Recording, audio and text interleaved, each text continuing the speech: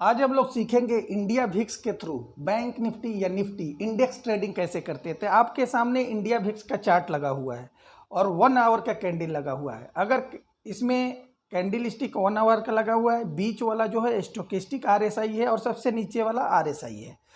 तो अगर आप कैंडल स्टिक के थ्रू ट्रेडिंग करना चाहते हैं तो आपको 1 आवर की कैंडल लगानी है, जिसके चलते आप इंट्राडे ट्रेडिंग कर सकते हैं या वीकली ट्रेडिंग कर सकते हैं 2-3 दिनों के लिए। तो इसमें ध्यान क्या रखना है कि अगर कैंडल स्टिक के थ्रू आप ट्रेडिंग कर रहे हैं तो आपको सपोर्ट पर पुट खरीदना है। इंडिया भिक्स के सपोर्ट पर आपको पुट खरीदना है और रेजिस्टेंस पर आपको कॉल खरीदना है। उसी तरह स्टोकिस्टिक पर खरीदते हैं तो ओवरसोल्ड रीजन 20 के आसपास अगर आता है स्टोकिस्टिक तो आपको पुट खरीदना है, और अगर रेजिस्टेंस ऊपर में ओवर बाउट पोजीशन में 90 के आसपास आता है तो आपको कॉल खरीदना है। लेकिन दोनों तरफ ये ध्यान रखना है कॉल खरीदना है, जब भिक्स डाउनवर्ड मूवमेंट में ऊपर से आ जाए तब आपको कॉल खरीदना है, और नीचे से स्टोकिस्टिक जो अपवर्ड मूवमेंट में आ जाए तब आपको पुट खरीदना है, तब आपको फास्ट और जल्दी रिटर्न मिलेगा। उसी तरह RSI में जब ओवर बाउट पोजीशन में 70 से ऊपर 75 से के आसपास पहुंच जाए तब आपको कॉल खरीदना है, लेकिन जब डाउनवर्ड मूवमेंट में आ जाए।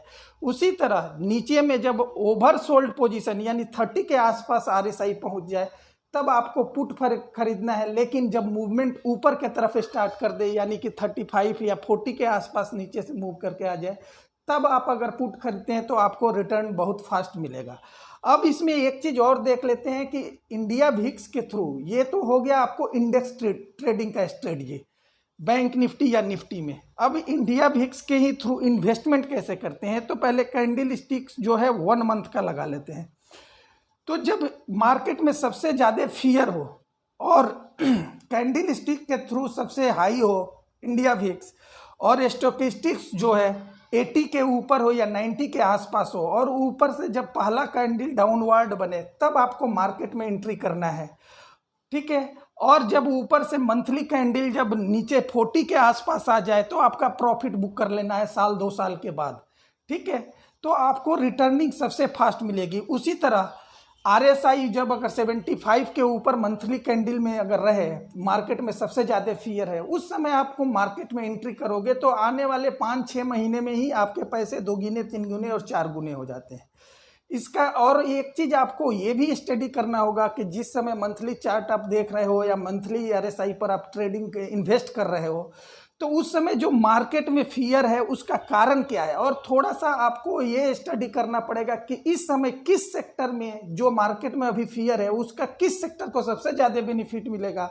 तब ये थोड़ा सा आप कॉमन सेंस लगाकर इन्वेस्ट करोगे तो आपको आने वाले जब इन्वेस्ट करोगे, जब RSI इंडिया भिक्स 85 के आसपास है या स्टोकिस्टिक 85 के आसपास है मंथली कैंडल पर, या RSI 75 के आसपास है, तो बहुत बेनिफिट मिलेगा। और जब आपको 1.5 साल बाद आपको मंथली चार्ट पर ये दिखा जाए कि RSI जो है 40 के आसपास आ गया, 30 के आसपास आ गया, उससे पहले डाउनवर्ड हो गया, 50 के नीचे आ गया या 40 के आसपास अब पहुंचने वाला है, तो उस समय आपको प्रॉफिट बुक कर लेना है, ठीक है। तो जैसे कोरोना काल में जो भी आदमी IT सेक्टर में और फार्मा सेक्टर में इन्वेस्ट किया उस फियर में, जब इंडिया भिक्स 70 के ऊपर था, उसको काफ़ी बेनिफिट मिला। कारण क्योंकि उस समय कोरोना का सबसे ज़्यादा फायदा IT सेक्टर और फार्मा सेक्टर को हुआ था। तो ये तरीका है आपको इन्वेस्ट करने का। Thank you.